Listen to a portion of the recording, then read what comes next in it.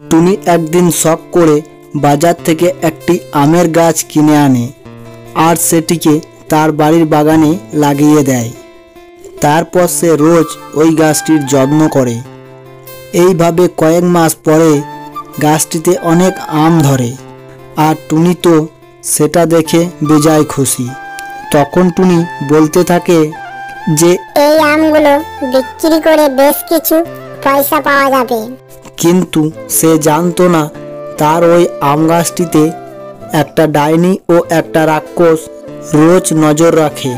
আর টুনি যখন এই রকম বলছিল তখন রাক্ষসটি ও ডাইনিটি একটি গাছের আড়াল থেকে সবটা শুনে নেয়। তখন ডাইনিটি বলে, দাঁড়া টুনি, আমি তো আম বেচে পয়সা পাওয়ার স্বাদ ঘোচাচ্ছি।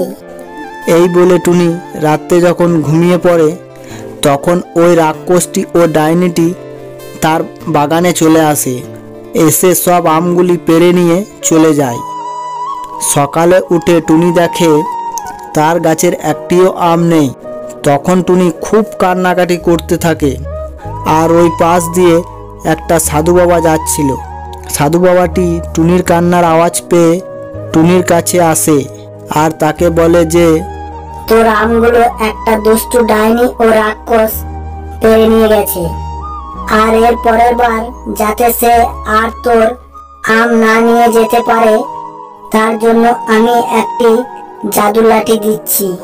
এটা দেখালে পরে আর কেউ তোর আম খেতেও পারবে না বা কেউ নিয়ে যেতেও পারবে না। বন্ধুরা, ভিডিওটি যদি ভালো লেগে থাকে তাহলে একটা লাইক দেবেন এবং চ্যানেলটি সাবস্ক্রাইব করে যেতে ভুলবেন না।